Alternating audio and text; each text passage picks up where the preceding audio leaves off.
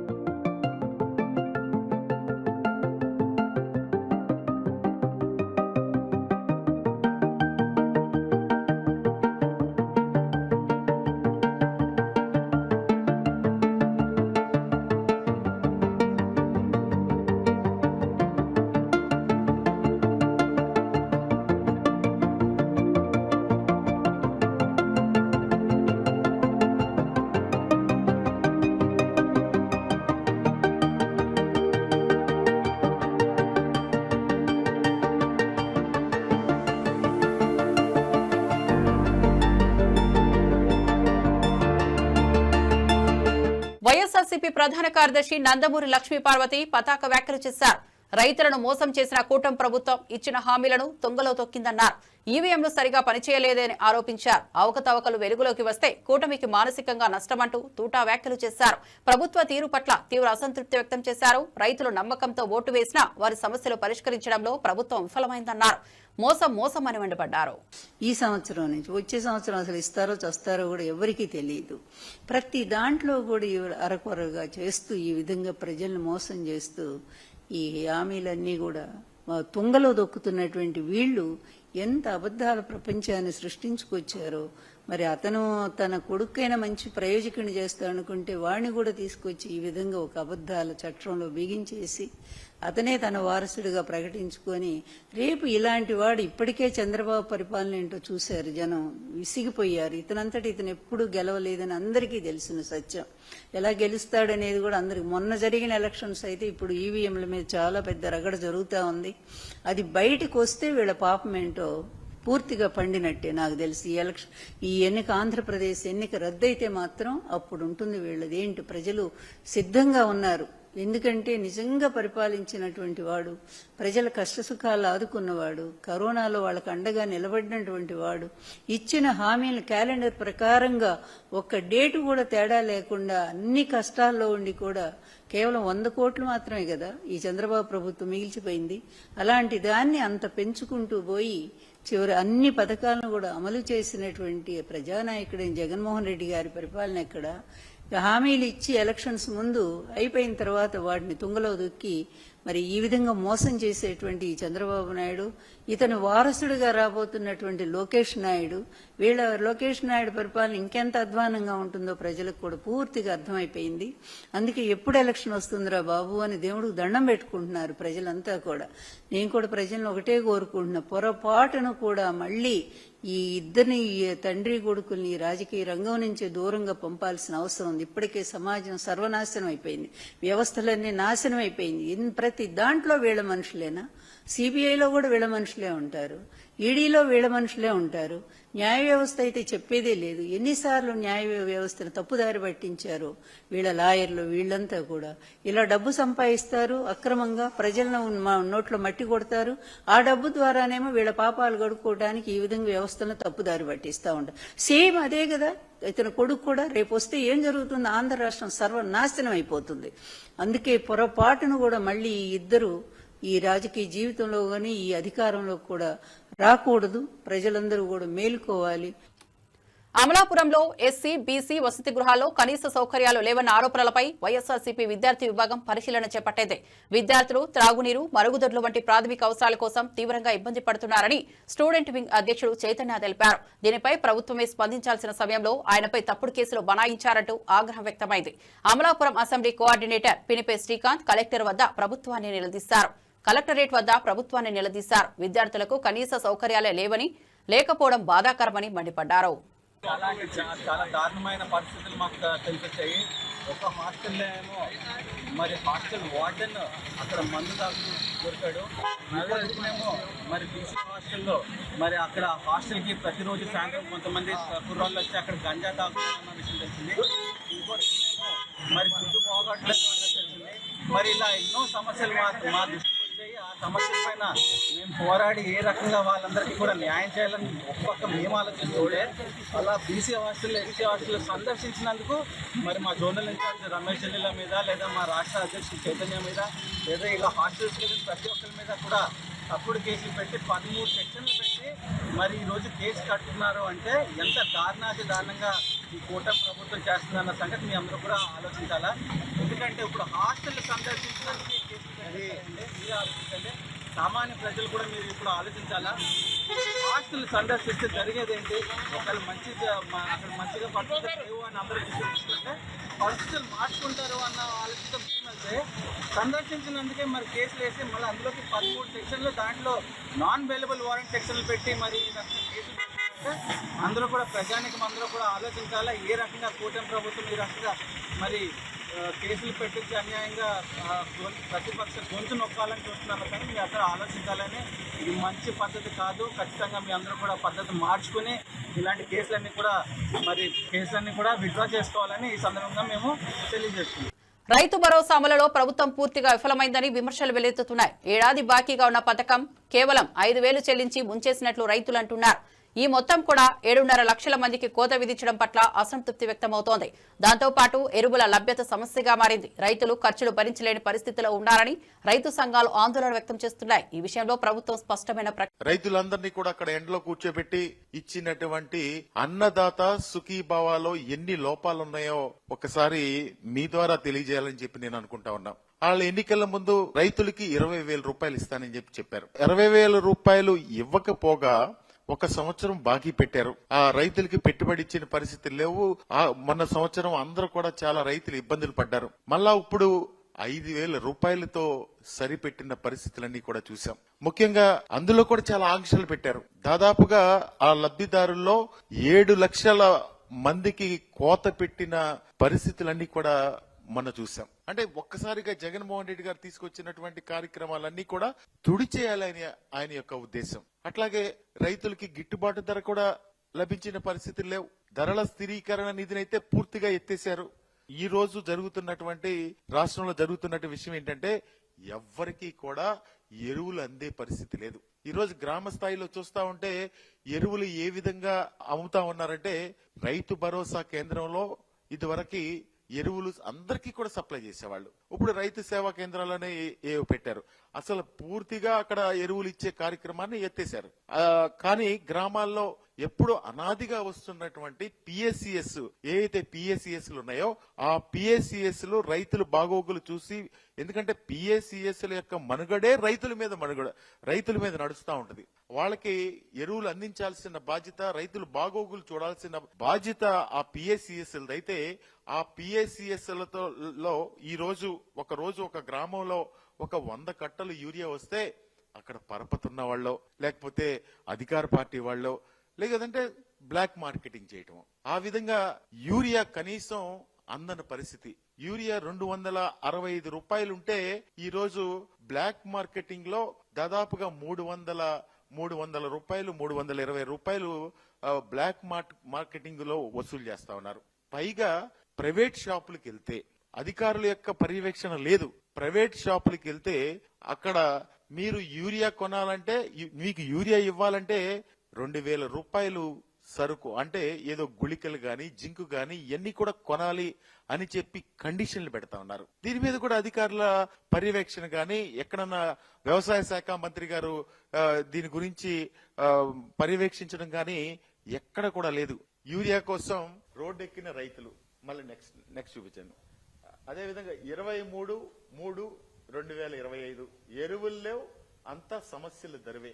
అదేవిధంగా 31/5/2025 తారీఖున ఎరువులు ఇస్తామన్నారు, కానీ ఇచ్చే పరిస్థితులు ఎక్కడా కూడా లేవు. అదేవిధంగా 11/7/2025 బారులు తీరితేనే ఎరువులు. అంటే అక్కడ రైతు సేవా కేంద్రం దగ్గర ఎంతమంది నిలబడి ఉన్నారో ఒక్కసారి చూడండి. అదేవిధంగా 15/7/2025 యూరియా కోసం యాతన. మళ్ళా 23/7/2025 యూరియా కొరత, సాగుకు వేత. 24/7/2025 శ్రీకాకుళం జిల్లాలో, మన్యం జిల్లాలో రైతులు ఏ విధంగా అధికారులతో వాగ్వివాదం చేస్తా ఉన్నారో ఒక్కసారి మీరందరూ కూడా చూడవలసిందిగా మనం చేస్తా ఉన్నాం. రాష్ట్ర వ్యాప్తంగా వైఎస్ఆర్ కాంగ్రెస్ పార్టీ తరఫున మేము డిమాండ్ చేస్తా ఉన్నాం. రాష్ట్ర వ్యాప్తంగా రైతులకు వెంటనే ఎరువులన్నీ కూడా అందుబాటులోకి తీసుకొచ్చి బ్లాక్ మార్కెటింగ్ అరికట్టి, ప్రైవేటు ఎవరైతే దళారులు ఉన్నారో వాళ్ళందరినీ కూడా అరికట్టి మీకు రైతుకి కావాల్సినటువంటి ఎరువునే మీరు అందించాలి తప్ప ఏదో ఇంకొక 2,000-3,000 రూపాయలు తీసుకొచ్చి ఆ ఎరువులు తీసుకొచ్చి రైతు మీద ఆర్థిక భారం పెట్టొద్దని చెప్పి వైఎస్ఆర్ కాంగ్రెస్ పార్టీ తరఫున డిమాండ్. పులివెందుల రూరల్ జెడ్పీటీసీ ఉప ఎన్నికల్లో టీడీపీ అప్రజాస్వామిక వైఖరి అవలంబించిందని వైఎస్ఆర్సీపీ అధికార ప్రతినిధి రాచమల్లు శివప్రసాద్ రెడ్డి మండిపడ్డారు. పదవిలో ఉండే వ్యక్తి మృతి చెందితే కుటుంబం సభ్యుడికి అవకాశం ఇవ్వడం సాంప్రదాయమని తెలిపారు. కుటుంబ ప్రభుత్వం ప్రజల విశ్వాసాన్ని కూడా పొందలేకపోతోందని వ్యాఖ్యానించారు. కేవలం ఏడాది మాత్రమే పదవీకాలం ఉన్న చిన్న ఎన్నికకు కూడా భయపడి కుటుంబానికి అవకాశాన్ని ఇవ్వకపోవడాన్ని తప్పుపట్టారు. ప్రజలందరికీ కూడా విజ్ఞప్తి చేస్తా ఉన్నా, పులివెందుల మండలానికి సంబంధించినటువంటి జెడ్పీటీసీ ఉప ఎన్నికకు సంబంధించి ఇప్పటికే రాష్ట్ర వ్యాప్తంగా అనేక రకాలైనటువంటి మాటలు వినిపిస్తూ ఉన్నాయి. ఎదురు చూస్తూ ఉన్నారు ఫలితం కోసం. మొట్టమొదటిసారి ఒక చిన్న ఎన్నిక, కాన్స్టిట్యున్సీ లెవెల్లో జరిగే ఎన్నిక కూడా కాదు ఇది, ఒక మండలానికి జరిగే ఎన్నిక. పులివెందుల రూరల్కు సంబంధించినటువంటి జెడ్పీటీసీ ఎన్నిక, అది కూడా ఉప ఎన్నిక. 5 సంవత్సరాల పదవీ కాలం కూడా కాదు, పట్టుమని 12 నెలల పదవీ కాలం. 1 సంవత్సరం అటు ఇటు 4 సంవత్సరాలు ఖర్చు అయిపోయింది. అది కూడా గతంలో జెడ్పీటీసీగా పనిచేసిన వైఎస్ఆర్ కాంగ్రెస్ పార్టీ నాయకుడు మరణించడం చేత, ప్రమాదశాత్తు అకాల మరణం సంభవించడం చేత, పదవిలో ఉండగా మరణిస్తే ఏ రాజకీయ పార్టీ పోటీ పెట్టకుండా తెలుగుదేశం కానీ మేము కానీ గతంలో వారికే వదిలేసినాం. మానవత్వ దృష్టితో, సానుభూతితో ఆ కుటుంబ సభ్యుడు మరణించినాడు కదా, వారి భార్యనో కుమారుడో ఉండనని చెప్పి వదిలేసింది. తెలుగుదేశం వదిలేసింది, మేము వదిలేసినాం.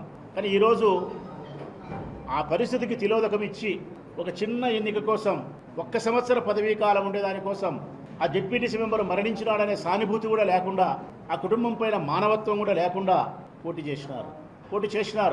మంచిదే. ఇంకా పోటీ చేసిన తర్వాత ప్రజాస్వామ్యబద్ధంగా గెలవడానికి మీరు ప్రయత్నం చేయాలా. అంటే ప్రజలను నమ్ముకొని మీరు పోటీ చేయాలా, మీ పాలనను నమ్ముకొని మీరు పోటీ చేయాలా, తెలుగుదేశం పార్టీ సిద్ధాంతాన్ని నమ్ముకొని మీరు పోటీ చేయాలా. కానీ మాకు అభ్యంతరకరం ఇక్కడే మీరు పోటీ చేసింది ప్రజలను నమ్ముకొని కాదు, ప్రజలను నమ్ముకొని చేయలే. లేకుంటే ఈ మండలంలో ఉండే తెలుగుదేశం పార్టీ నాయకులు, కార్యకర్తలు నమ్ముకొని మీరు పోటీ చేయలే. మీరు ఇక్కడ మీ బలం నామమాత్రం, మీ బలం నామమాత్రమే. ఇక్కడ నిన్న జరిగిన ఎమ్మెల్యే ఎలక్షన్లు కూడా పట్టుమని సంవత్సరం కాలే, 14 నెలల కాలం మాత్రమే ముగిసింది ఎన్నికలు జరిగి, ఎమ్మెల్యే ఎంపీ ఎన్నికలు జరిగి.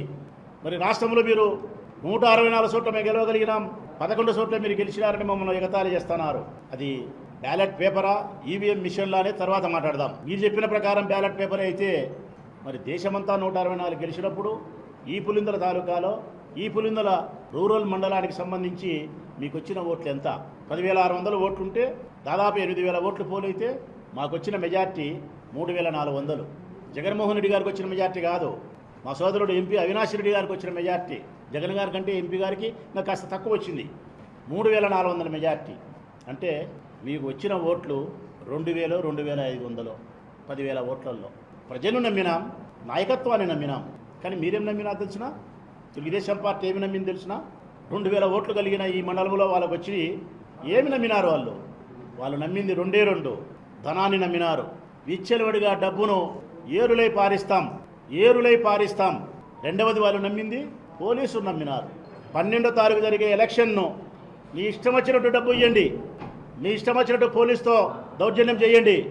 కనీసం 12వ తారీఖు జరగబోయే ఎన్నిక ఫ్రీ పోలింగ్ జరగగలిగితే, ప్రజాస్వామ్యానికి అనుకూలంగా ప్రజలే ఓట్లు వేయగలిగిన స్థితిగన ఈ మండలంలో ఈ జడ్పీటీసీ ఎన్నికకు జరగగలిగితే 3 నుంచి 4 వేల ఓట్లతో వైఎస్ఆర్ కాంగ్రెస్ పార్టీ గెలుస్తుంది. ప్రజలారా, పులివెందుల తాలూకా ప్రజలకు, పులివెందులకు చంద్రబాబు నాయుడు యొక్క నీచత్వానికి ఇది పోటీ. ఈ పోటీ ఎవరికో కాదు, పులివెందులకు చంద్రబాబు నాయుడు నీచత్వానికి పోటీ. పులివెందుల ప్రజలు తన అభిమానాన్ని, విశ్వాసాన్ని చాటి చెప్పడానికి ఒకవైపు, ఎదుదిరిగి జగన్మోహన్ రెడ్డికి అవమానం కలిగించాలనే చంద్రబాబు నాయుడు గారి నీచత్వం మరొక వైపు. ఇదే ఎన్నిక జరుగుతోంది. మరి ఇందులో చంద్రబాబు నాయుడు గారి నీచత్వం గెలుస్తుందా, పులివెందుల ప్రజల యొక్క అభిమానం గెలుస్తుంది, ఆ పులివెందుల ప్రజల యొక్క విశ్వాసం గెలుస్తుంది అంటే ఈ పులివెందుల తాలూకాలో పుట్టిన బిడ్డగా పులివెందులే గెలుస్తుంది. 100కు 100 సార్లు గట్టిగా చెప్పగలుగుతా. కానీ పోలీస్ వ్యవస్థకు బాగా చెప్తా ఉన్నాం పోలీస్ వ్యవస్థకు. ఒక్క సైడు పూర్తిగా కొమ్ముగాసి వైఎస్ఆర్ కాంగ్రెస్ పార్టీ కార్యకర్తలు, నాయకులను మీరు ఇబ్బందులు పెట్టి ఎన్ని అవాంఛనీయమైనటువంటి సంఘటనలకు మీరు కారణభూతులై ఫ్రీ పోలింగ్ కూడా జరిగే పరిస్థితి లేకుండా పోయే కార్యక్రమానికి శ్రీకారం చుట్టే దశగా మీరు ప్రయాణం చేయొద్దని చెప్పి మీకు చెప్తా ఉన్నాం. మేము దయచేసి పోలీసులు నిష్పక్షపాతంగా పనిచేయాలా, అన్ని వ్యవస్థలు పనిచేయాలా. కన్నెపల్లి పంప్ హౌస్ వద్ద బీఆర్ఎస్ నేతలు ఆందోళనకు దిగారు. వెంటనే మోటార్లు ఆన్ చేయాలని డిమాండ్ చేశారు. పోలీసులు వారికి అడ్డుగా నిలిచారు. తోపులాట కూడా చోటు చేసుకుంది. మాజీ మంత్రి కొప్పుల ఈశ్వర్ హెచ్చరిక చేశారు. వారం రోజుల్లో పంపులు ప్రారంభించకపోతే 1,00,000 మందితో ముట్టడి చేస్తామని స్పష్టం చేశారు. రైతుల పంటల ప్రాణం ఈ పంప్ హౌస్ పైన ఆధారపడిందని ఆందోళనకారులు చెప్పారు. ప్రభుత్వం వెంటనే స్పందించాలని కోరారు.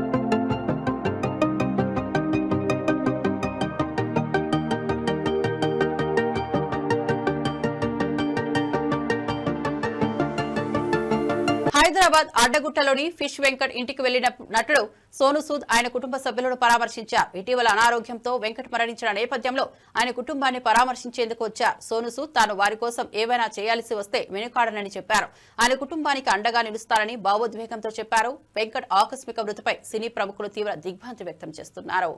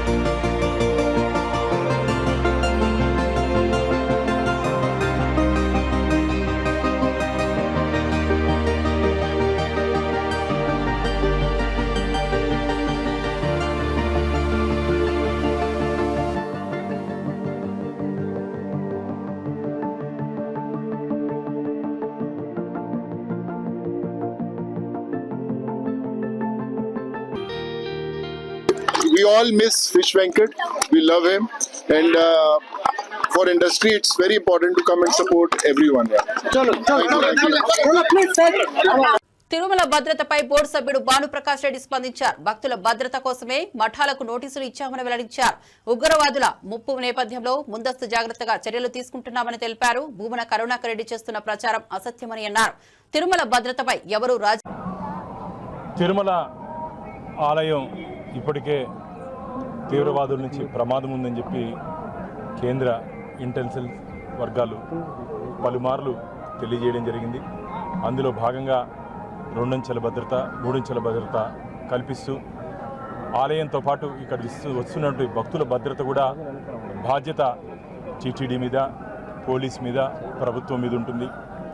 అలాంటి సందర్భంలో స్వామివారిని టీటీడీ వ్యవస్థ లేక మునుపు నుంచి శ్రీవారి కైంకర్యాలన్నీ చూస్తున్నటువంటి మఠాలు తిరుమలలో దాదాపు 34 మఠాలు ఉన్నాయి.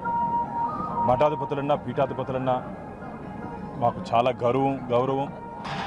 కానీ నిన్న భూమన కరుణాకర్ రెడ్డి గారు మాజీ టీటీడీ చైర్మన్ పొంతనలేని మాటలు మాట్లాడుతూ అబద్ధాలు చెబుతూ మేము మఠంలో వస్తున్నటువంటి భక్తులకి ఏ విధంగా టీటీడీ గెస్ట్ హౌస్లో టీటీడీ అలాట్మెంట్లో మనం ఆధార్ కార్డులు తీసుకుంటామో భద్రతా దృష్ట్యా ఆ విధంగా మఠంలో వస్తున్నటువంటి భక్తులకు కూడా ఆధార్ కార్డులు తీసుకొని వారి వివరాలు తీసుకోవాలని చెప్పి, అలాగే సీసీ కెమెరా మఠం ముందు ఎవరు వస్తున్నారో ఎవరు వెళ్తున్నారో సీసీ కెమెరా ఒకటి ఇన్స్టాల్ చేసుకుంటే మంచిదని, అలాగే 2-3 మార్గాలు కాకుండా ఏదో ఒక దారిలోనే వచ్చి వెళ్ళేది వ్యవస్థ చేసుకుంటే బాగుంటుందని చెప్పి నిన్న వారికి మఠంలో ఉన్నటువంటి నిర్వాహకులకి మేము ఒక సూచన ఇవ్వడం జరిగింది.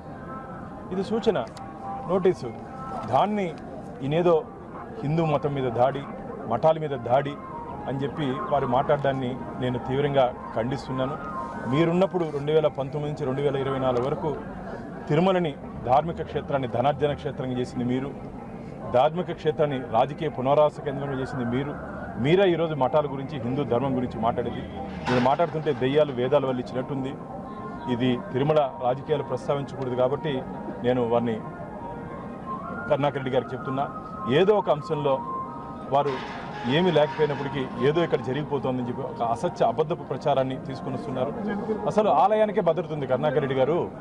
మీరు ఒకసారి చూడండి, ఆలయం పైన ఒకసారి చూడండి, మొత్తం లోపల కానీ పైన కానీ ముందర కానీ మహద్వారం దగ్గర కానీ ఆలయానికి భద్రత ఇస్తున్నాం.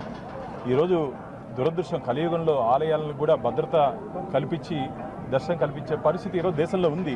అలాంటి పరిస్థితుల్లో ఇక్కడ వస్తున్నట్టు భక్తుల భద్రత చాలా ముఖ్యం. మనకు భక్తుల భద్రత దృష్ట్యా మాత్రమే ఇక్కడ ఉన్నటువంటి మఠాలకి ఈ సూచనలు ఇవ్వడం జరిగింది. అంతేగాని మీరేదో దీన్ని కూడా రాజకీయ కోణంలో చేస్తూ ఇది మఠాల మీద దాడి అని చెప్పి మీరు మాట్లాడడం మంచిది కాదు. మీ ఇంటికి నేను ఒకసారి అడుగుతా మిమ్మల్ని, మీ ఇంటికి సీసీ కెమెరాలు లేవా? మీ ఇంటికి సెక్యూరిటీ లేదా? మీ ఇంటికి వచ్చే వారికి వివరాలు తెలియదా? ఎవరు వస్తున్నారు, ఎవరు పోతున్నారు? ఎవరైనా ఆగంతుకులు వస్తే మీరు ఏమైనా అనుమతిస్తారా? నేను మాట్లాడుతుందన్నారు ఏదో లగేజ్ తనిఖీ చేసి దాంట్లో గంజాయి ఉంటుందా, మారణాయుధాలు భక్తులు తీసుకొని వస్తారని. అయ్యా, మొన్న జరిగినటువంటి పహల్గాం కానీ ఇవన్నీ దాడుల దృష్ట్యా ఇక్కడ అదనపు భద్రత పెట్టాలి. వస్తున్నటువంటి భక్తుల పట్ల అప్రమత్తంగా ఉండాలి. భక్తుల ముసుగులో, మళ్ళీ చెప్తున్నా, భక్తుల ముసుగులో ఎవరన్నా సంఘ విద్రోహ శక్తులు వచ్చే అవకాశం ఉంది కాబట్టి జాగ్రత్తలు తీసుకుంటున్నా. జాగ్రత్తల్లో భాగంగానే మేము ఈ మాకున్నటువంటి వ్యవస్థల్లో ఎక్కడెక్కడ ఉందో ఎవరెవరు భక్తులు వచ్చి రూములు తీసుకుంటారో వాళ్ళ మీద పూర్తి నిఘా. నేను మొన్ననే బోర్డు మీటింగ్లో కూడా మాట్లాడడం జరిగింది. నేను మొన్న అల్పాహారం రాత్రి తీసుకునే దానికి హెచ్డిసి కాంప్లెక్స్కి వస్తే మొత్తం మిగతా రాష్ట్రాల నుంచి ఉన్నటువంటి ఎంప్లాయీస్ కనపడ్డారు. నేను కూడా చెప్పడం జరిగింది, వాళ్ళ దగ్గర ఉన్నటువంటి ఐడి కార్డ్స్ ఎక్కడి నుంచి వచ్చారు పూర్తి వివరాలు తీసుకోండి అని. అలాగే మఠంలో పనిచేస్తున్నటువంటి సిబ్బంది కూడా పూర్తి వివరాలు తీసుకోవాల్సిన అవసరం ఉంది. కాబట్టి దయచేసి మీరు దీన్ని రాజకీయ కోణంలో చూడొద్దండి. మీరు మాట్లాడితే ఎవరు నమ్మే పరిస్థితుల్లో కూడా లేరు. నేను కరుణాకర్ రెడ్డి గారికి చెప్తున్నా, మీరు ఎంత ఎగురుతున్నారే, ఏ ఒక్క మఠాధిపతన్నా పీఠాధిపతన్నా దీని గురించి ఎక్కడన్నా ప్రస్తావించారయ్యా? ఏ మఠాధిపతన్నా పీఠాధిపతైనా ఎక్కడన్నా ప్రస్తావించారా? వారందరూ సంతోషంగా ఉంటే మీకేమయ్యే బాధ? అంటే కొండ కలకలగా ఒక ఆధ్యాత్మిక వెలుగుతుంటే మీకు నచ్చదు. ఎందుకంటే 2019 నుంచి నేను ఒకటే అడుగుతున్నా, అసలు నీ హయాంలో లోపల పరకామిలో దొంగతనం జరిగితే ఆ దొంగని పక్కన పెట్టి సేఫ్ ఎగ్జిట్ చేసినట్టు మీరు లోపల దొంగతనం జరిగితే పరకామలో దొంగతనం జరిగితే దాన్ని నియమ నిబంధనలకు వ్యతిరేకంగా లోకాలతో రాజీ చేసి మీరా ఈరోజు నీతులు మాకు చెప్పేది. కాబట్టి దేవుడి గురించి, దైవం గురించి, దేవస్థానాల గురించి మాట్లాడే నైతిక హక్కు వారికి లేదని చెప్పి నేను తెలియజేస్తున్నాను. కాళేశ్వరం ప్రాజెక్టులోని కన్నెపల్లి పంప్ హౌస్ వద్ద బీఆర్ఎస్ నాయకులు పెద్ద ఎత్తున ఆందోళన చేపట్టారు. వర్షాభావం కారణంగా చెరువులు ఎండిపోతున్నాయని, వెంటనే మోటార్లు ఆన్ చేయాలని డిమాండ్ చేశారు.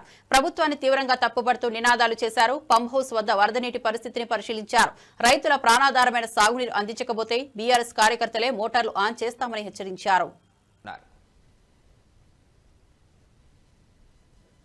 టీఆర్ఎస్ పార్టీ పక్షాన కన్నెపల్లి పంపులను స్టార్ట్ చేసి నీళ్లు ఎత్తాలనే ఉద్దేశంతో ఈరోజు పిలుపునివ్వడం జరిగింది. నీళ్లున్నాయి, నీళ్లు ఎత్తే అవకాశం ఉన్నది. నీళ్లు ఎత్తి మొత్తం రిజర్వాయర్లు, చెరువులు నింపే అవకాశం ఉండగా కూడా కావాలని నింపుతలేరనేది మనకు తెలుస్తున్నది. ఇలా ఈఎన్సీ తోటి చెప్తే మాట్లాడితే, నేను వినోద్ కుమార్ గారు మాట్లాడితే కూడా ఏం చెప్తున్నారంటే ఎన్డీఎస్ఏ రిపోర్ట్ ప్రకారం మేము ఎత్తరాదు అని అంటున్నారు. ఎన్డీఎస్ఏ రిపోర్ట్ కూడా ఏం చెప్పింది, మీరు యాజమాన్యం దాన్ని రిపేర్ చేసుకోవచ్చు అంటే, యాజమాన్యం అంటే గవర్నమెంట్ ఆదేశిస్తే ఎవరైతే ఎల్ఎన్టీ సంస్థ ఉన్నదో వాళ్ళే దాన్ని రిపేర్ చేసి ఇస్తారు. కనీసం ఒక వారం రోజుల గడువిస్తున్నాం. వారం రోజులలో కనుక కన్నెపల్లి పంప్ హౌస్ ఆన్ చేసి నీళ్లు ఎత్తకపోతే, రిజర్వాయర్లు నింపకపోతే, చెరువులు నింపకపోతే టీఆర్ఎస్ పార్టీ పక్షాన ఖచ్చితంగా మరి పెద్ద ఎత్తున నిరసన కార్యక్రమాలు చేస్తాము. కేంద్ర ప్రభుత్వం బీసీల పట్ల నిర్లక్ష్యంగా వ్యవహరిస్తోందని పీసీసీ అధ్యక్షుడు మహేష్ కుమార్ గౌడ్ ఆరోపించారు. ముస్లింల నేపథ్యం చూపించి బీసీ బిల్లును నిర్వీర్యం చేయాలన్న కుట్రతో కేంద్ర మంత్రి కిషన్ రెడ్డి ఉన్నారని విమర్శించారు. బీసీ రిజర్వేషన్ల కోసం ఢిల్లీలో జంతర్ మంతర్ వద్ద ధర్నా చేయనున్నట్లు తెలిపారు. కేంద్రం తీరుపై తీవ్రమైన ఆగ్రహం వ్యక్తం చేశారు. బీసీలకు న్యాయం జరిగే వరకు పోరాటం కొనసాగుతుందని అన్నారు. తొలగించడానికి మొఖాలడ్డేస్తా ఉంది. కారణం ముందు నుంచి కూడా బీజేపీ పార్టీకి బీసీల పట్ల ప్రేమ కానీ ఆదరణ కానీ లేదు. దాని కారణంగానే రామచంద్రరావు గారు, కిషన్ రెడ్డి గారు బాటంగా దీనికి వ్యతిరేకిస్తూ ఉన్నారు. నేను కిషన్ రెడ్డి గారిని అడుగుతా ఉన్నాను, మీ ద్వారా మీరు సెకండరీ పార్లమెంట్ సభ్యులుగా బీసీ బిడ్డలు ఓట్లేందే గెలిచినారా, ఎస్సీ ఎస్టీలు ఓట్లేందే గెలిచినారా? మరి ఈ జాతుల పట్ల మీకు వివక్ష ఎందుకు? ముస్లిం నెపంతో ఇంత బహత్తరంగా తెలంగాణ ప్రభుత్వం తీసుకొచ్చిన చట్టాన్ని కాలరాయాలని ప్రయత్నం చేస్తూ ఉన్నారు. ఇదే ముస్లింలకి ప్రధానమంత్రికి మోడీ గారు రాష్ట్రమైనటువంటి గుజరాత్లో వారు ముఖ్యమంత్రి ఉన్నప్పుడు బీసీ రిజర్వేషన్ ఇస్తూ దాంట్లో మైనార్టీ కూడా ఇచ్చినారు. ఇది ఉత్తరప్రదేశ్లో కూడా ఉంది, అక్కడ మీ ప్రభుత్వం ఉంది. పక్కన మీ సంకీర్ణ ప్రభుత్వం ఆంధ్రప్రదేశ్లో కూడా ఉంది. తెలంగాణలో ఎందుకు అడ్డొస్తా ఉంది? బీసీలకు 42% రిజర్వేషన్ల కోసం పోరాటం ఆగదని ఎమ్మెల్సీ కల్వకుంట్ల కవిత స్పష్టం చేశారు. తెలంగాణ జాగృతి యూపీఎఫ్ ఆధ్వర్యంలో 72 గంటల దీక్ష ప్రారంభించారు. ముస్లింలకు విడిగా 10% ఇచ్చి బీసీలకు మాత్రమే రిజర్వేషన్లు ఇవ్వాలని కేంద్ర రాష్ట్ర ప్రభుత్వాలు డిమాండ్ చేశారు. ఇదే సమయంలో కేంద్రం స్పష్టత ఇవ్వకపోతే ఢిల్లీలో దీక్ష చేపడతామన్నారు. బీసీ హక్కుల సాధనకు దీక్షలే మార్గమని చెప్పారు. చాలా మంది మాట్లాడుతున్నారు నాయకులు, మరి ఇంకెన్ని రోజులు ఎన్నికలు ఆపుతారు? ఎన్ని రోజులైనా ఆపండి, ఏం అర్జెంట్ ఏముంది ఎన్నికలకు? ఇప్పుడు మీరు చేస్తున్నది ఏంది? 2 ఏళ్ల నుంచి సర్పంచ్లు ఉన్నారా ఊర్లలో? 2 ఏళ్ల నుంచి ఎంపీటీసీలు ఉన్నారా ఊర్లలో? ఏం జరుగుతుంది అక్కడ? ఏం అభివృద్ధి జరుగుతుంది? ఇదివరకు కేసీఆర్ గారి హయాంలో జరిగిన అభివృద్ధి ఇవాళ పల్లెలలో కొనసాగుతున్నదా? లేదు. ఏం అర్జెంట్ ఉంది అట్లాంటప్పుడు? ఎన్నికలు పెట్టే ముందు ఖచ్చితంగా మా బీసీలకు హక్కులు వచ్చిన తర్వాతనే ఎన్నికలు పెట్టాలని డిమాండ్ చేస్తా ఉన్నాం. మేము 72 గంటలు దీక్ష చేస్తాం.